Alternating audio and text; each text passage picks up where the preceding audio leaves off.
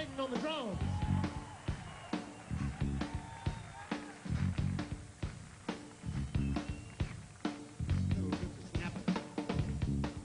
And on the bass, Mr. Thomas Lafitte Shannon. Thomas Shannon, ladies and gentlemen.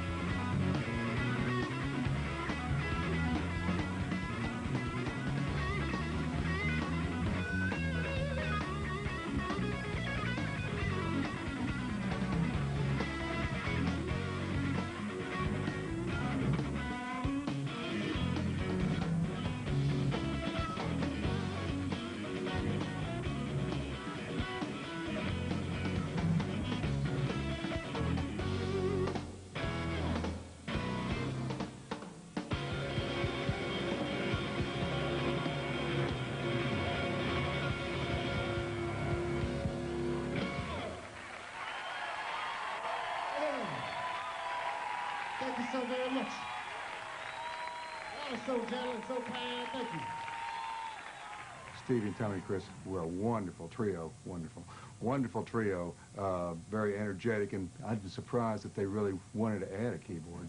You know, I didn't think they needed anything. I thought they were very complete just as themselves, so I was real pleased to be a part of that. They seemed to just like what I brought to the table, and you know, there wasn't any question that I was liking what they were doing. So it was a wild scene over there, just you know, little new energy and kind of sparking what was already there. So I felt like I'd help them, and it was sure a pleasure for me to do it. It was a dream come true for me. I loved it. I felt like I was the luckiest guy in the world to be able to be there and be a part of it. I think about him every day. I think about him many times every day. He's as big a part of my life now as he was then, in a way, because it's a spiritual thing. I mean, there's things that we had and the way that we thought about things that have never changed. I think it's interesting, his tragic passing, and I don't know if it's this culture that we live in, it does a certain thing to somebody that turns them into something different.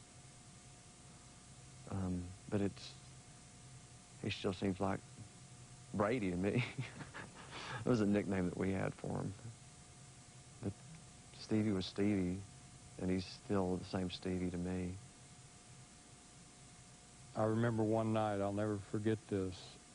This was about 6 months before we finally hit bottom. That's what we call it in the program of recovery.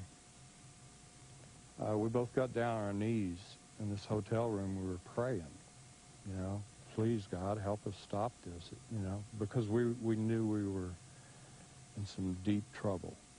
We knew that, but we couldn't stop.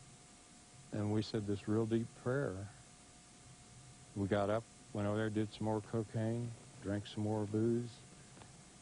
The thing is, the prayer was answered. You know, it came 6 months later. We both got clean and sober together, and it was like walking out of a cesspool out into the sunshine, you know, on a beautiful day. The last night in Alpine Valley, the shows were over and everything was winding down, and he and I sat backstage for like a half an hour. It was a really nice time, too, because everything was really, really relaxed. It wasn't hectic like, you know, things that surround shows of that magnitude can be. And we talked about families. We talked about the next record that we were looking to make in the future, and talked about all kinds of things. It was a really nice talk. He said, I got to go. I said, where are you going? He said, well, I'm going to go back to Chicago. I said, well, why? He said, well, I'm going to go back and call. This is the girlfriend. He's going to go call the girlfriend. I said, I got phones here. He said, well, I got to go. I said, well, I'll see you back in Chicago. He said, all right. He goes, I love you. I said, I love you too. And he left, and that was the last time I saw him. That was always strange to me, that he left.